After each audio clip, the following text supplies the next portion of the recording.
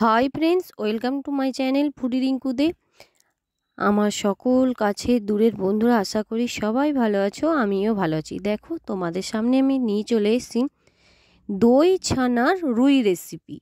তা আমি এই রুই রেসিপিটা কেমনভাবে বানাবো তোমরা দেখো। আর কি সুন্দর সফট মাছগুলো, দেখো কত সুন্দরভাবে হয়ে যায় এই রেসিপিটা।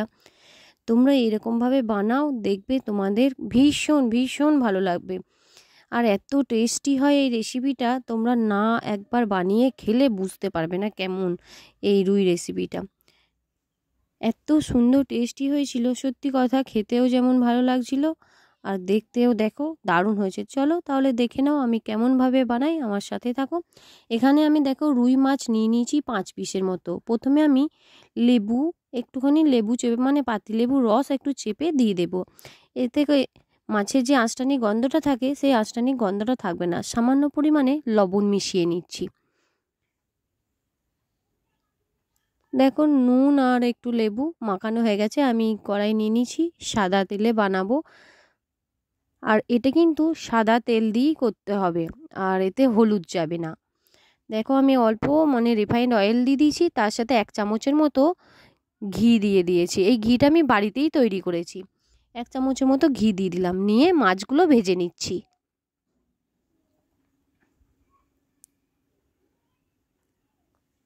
মাছগুলো একটু যেই ভাজা ভাজা হতেই আমি এপিট ওপিট করে নাড়াচাড়া করে নেব। এক পিঠ ভাজা হয়ে গেছে, আর এক পিঠে উল্টে নেব।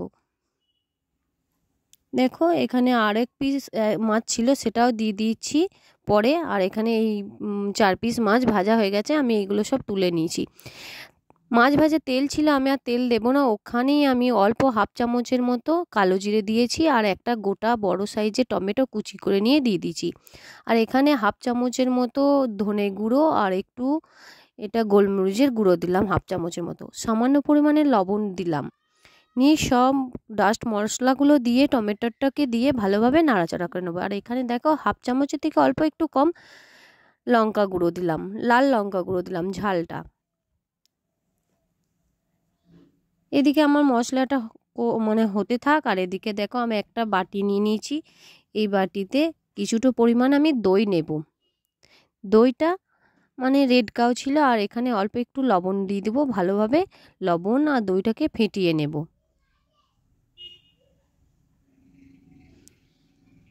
দেখো মশলাটা আমার ভালোভাবেই প্রায় কষানো হয়ে গেছে। মশলাটার মধ্যে আমি এরপর দইটা দিয়ে দেব। দইটা দিতেই মশলাটার মধ্যে দেখো কি সুন্দর হয়ে গেছে, আর হালকা হালকা ছানা কাটা হয়েছে। আর এইদিকে দেখো, আমি বাটিতে হাফ বাটির মতো গরুর দুধ নিয়েছি, আর 1 চামচের মতো ময়দা নিয়ে নিয়েছি। ভালোভাবে মিশিয়ে নিচ্ছি। কি সুন্দর ছানা কাটা মতো হয়ে গেছে, দেখেছো?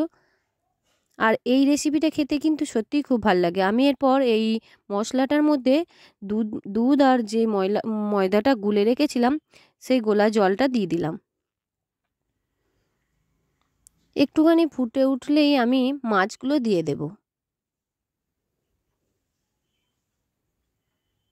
এখানে দেখো, আমি 4টে কাঁচা লঙ্কা ছড়িয়ে দিলাম, আর এইদিকে মাছগুলো দিয়ে দিচ্ছি। আর একটু অল্প জল দিয়েছিলাম, তোমাদের সেটা দেখানো হয়নি। আমি এখানে জল দিয়ে একবার ভালোভাবে নাড়াচাড়া করে নেব। আর অল্প পরিমাণে লবণ আর স্বাদ মতো চিনি ব্যবহার করলাম।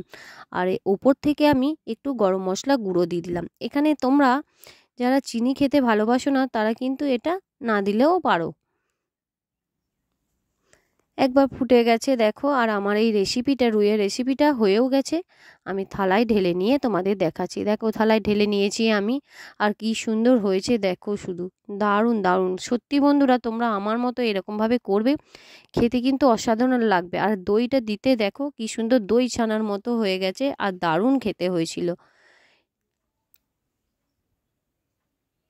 কি সুন্দর দেখতে লাগছে, আর কত সুন্দর সফট হয়েছিল, নরম একদম মাছটা হয়েছিল। খুব বেশি বেশি এই মাছটা ভাজলে চলবে না, আর হলুদ দিলে হবে না। রিফাইন্ড অয়েলে, আর যদি পারো রিফাইন্ড অয়েল দিয়েই করবে। আর যদি পারো একটু ঘি দিয়েও, আমার মতো যেরকম আমি ঘি ব্যবহার করলাম সেরকম ঘি দেবে।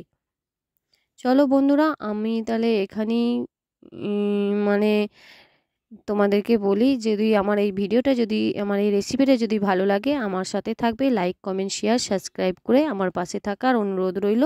ফিরে আসছি নতুন ভিডিও নিয়ে, ততক্ষণে টাটা।